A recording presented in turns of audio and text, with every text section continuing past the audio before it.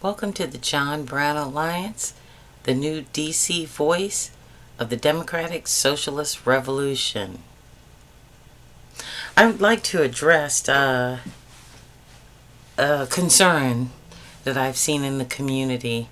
You ever wonder why there aren't a whole lot of black people protesting right now? Some of you might think that it's for a certain reason, but it's not. Throughout history, we have had to get out in droves to defend ourselves. We have learned from our mistakes. I believe in this moment that we're saving ourselves for that Trayvon Martin moment. That James Chaney moment, the Edmund Pettus Bridge moment. All of those times throughout history where black people were attacked and shocked and didn't know how to react.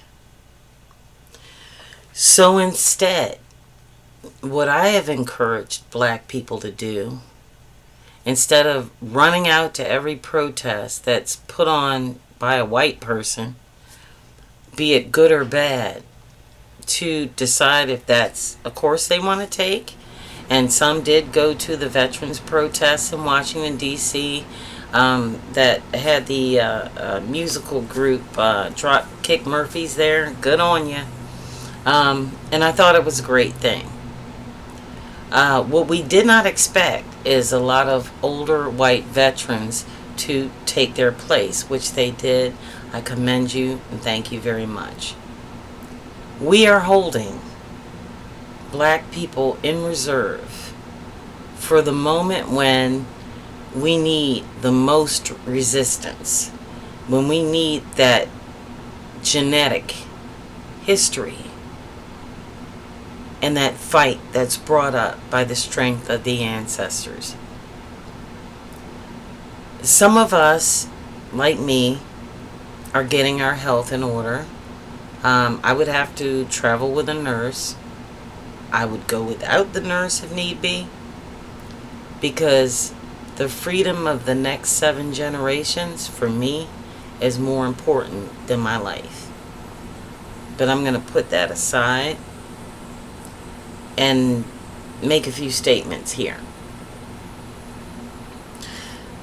Don't get it twisted. Please.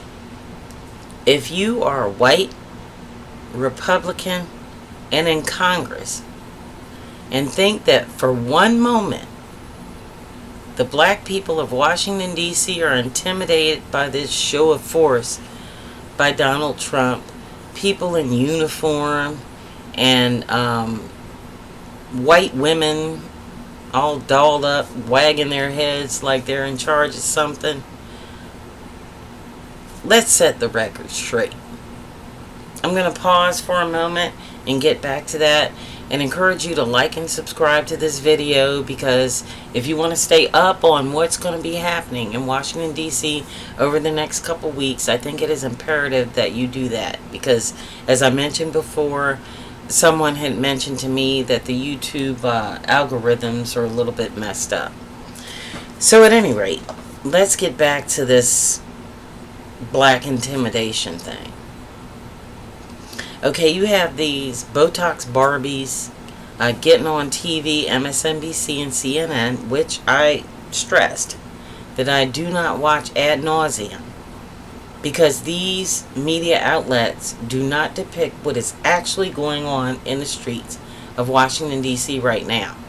You have a better chance of catching the truth from Prime Video, which Jeff Bezos owns, than you do any of these outlets. Your best source of information right now is independent media on YouTube, but I digress. At any rate, what is being shown when you turn on your TV and you don't have these streaming devices, is white women in your face wagging their heads, talking all this stuff about Trump and who you need to worship and who you need to bow down to and all of that. Well, let me make something perfectly clear. Since the first white person came to the United States of America, we have allowed them this script. And this script is as old as this nation.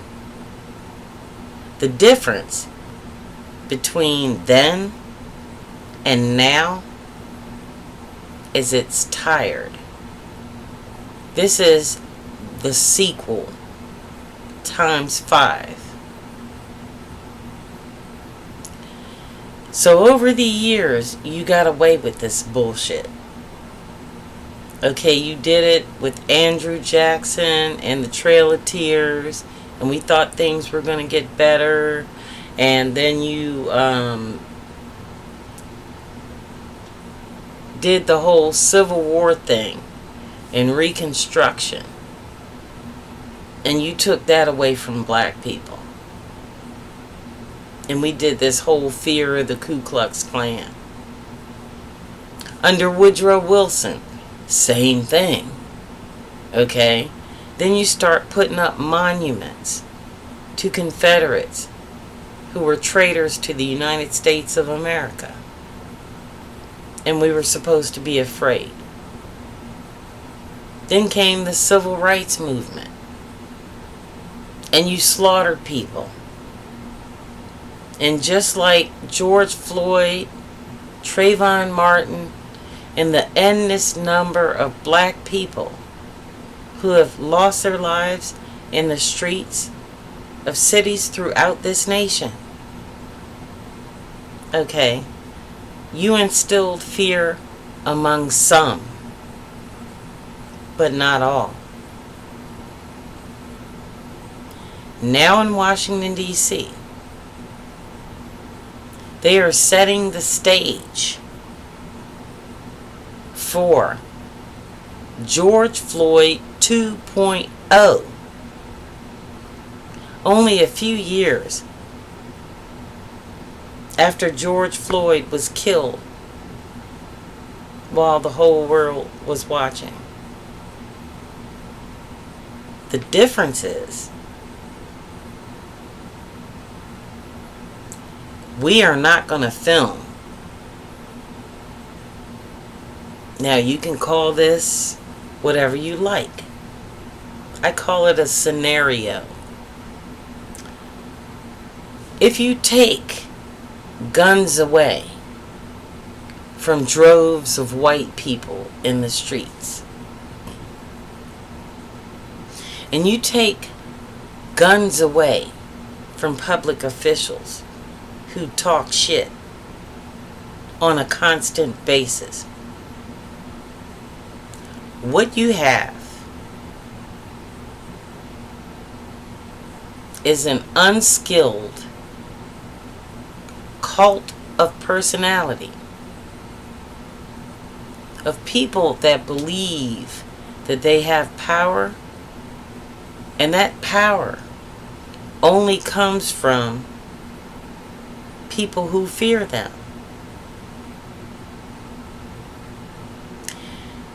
When you get to a point in life when you fear nothing, all this is a mystery to you. It is an absolute mystery to me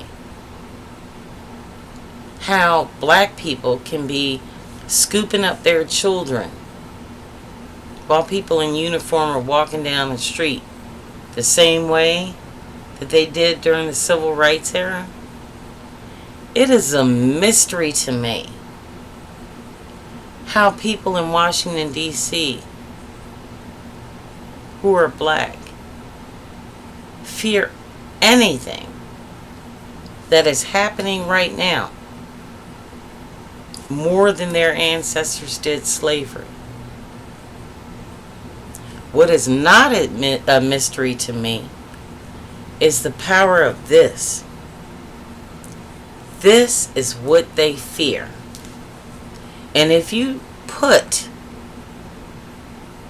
the same people without weapons and power in a room full of people that look like this, what you're going to get is a large pile of shit.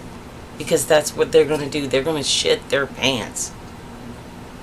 White people, more than anything in America, who are insecure with their race, their role, and how they played it throughout history, are more afraid of powerful black people than anything in the world. So what we need to do, starting right now, is play on that fear. Put your guns down. Stop walking around with Secret Service talking shit. Go into a black neighborhood. Be bold. You're so badass. Go do it. I double dog fucking dare you. Because you wouldn't last 5 minutes. Not because we need 20 black people to come up and surround you and make you feel like a victim. We need one black person to call your ass out. And only one. I bet. And I know that if you put Kristi Noem, Caroline Leavitt, Donald Trump, J.D. Vance, and Stephen Miller in a room with Jasmine Crockett and two other black women, they would absolutely crumble. Now, I'm not just talking them sitting there debating over politics. No, I'm saying if you strip them all down to their lowest common denominator, and I'm going to name those names again: Kristi Noem, Caroline Leavitt, Donald Trump, J.D. Vance, and Stephen Miller. Put them in a room with 3 powerful black women. I'll even choose 3 off the top of my head. Kamala Harris, Jasmine Crockett. Let's see, can I find another? Me. Those motherfuckers wouldn't last 5 minutes. Now consider this too. Every last one of those black women that I named are not all black. But yet, they're called low IQ, stupid, and all this other stuff. That's jealousy on parade. We don't need Botox. We don't need Secret Service. We don't need somebody to come to our rescue who's a male or speak for us. All we need is ourselves, our integrity, and our power. And you don't have it. You just don't. So all of you who want to have peaceful protests, good on you. But right here in the DMV in Washington, D.C., people of color, women of color especially, are not afraid of you. Hands up if you live in the DMV and you ever been shot at least twice. Do you think we're afraid of those guns? No, not at all. I'd be surprised if you know how to fucking use them. So I'm going to end with this. For those of you who I have offended because you have a little more education than I. I would like to reflect on one of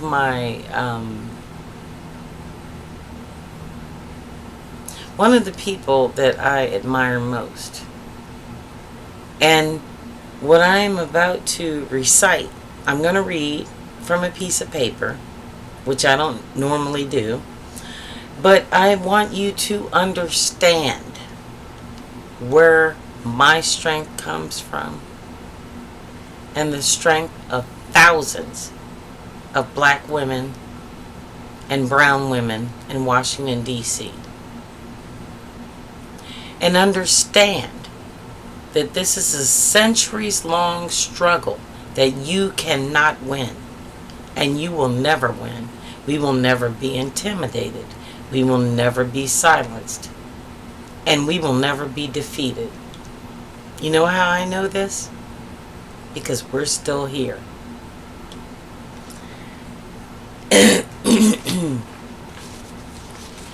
This is called Still I Rise by Maya Angelou. You may write me down in history with your bitter, twisted lies. You may trod me in the very dirt, but still like dust I rise. Does my sassiness upset you? Why are you beset with gloom? 'Cause I walk like I've got oil wells pumping in my living room. Just like the moons and like suns, with the certainty of tides. Just like hope springing high, still I rise.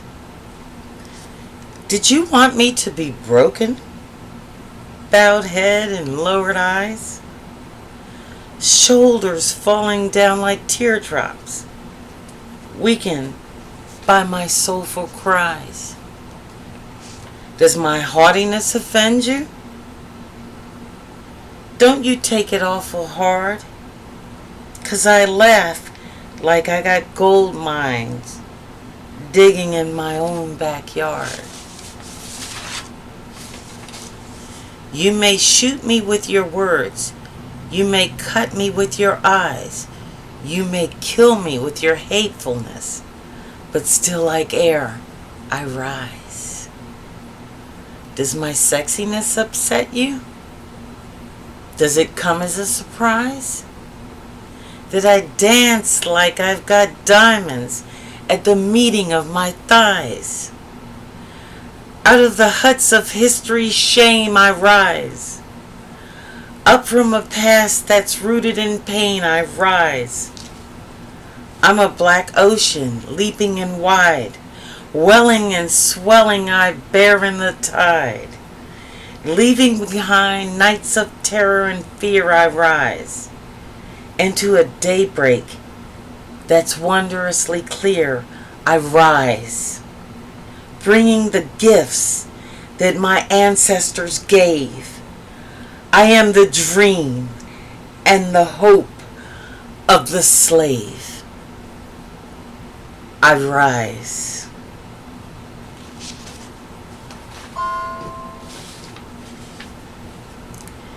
This is the John Brown Alliance. Whenever you engage in a game of chance, always bet on black.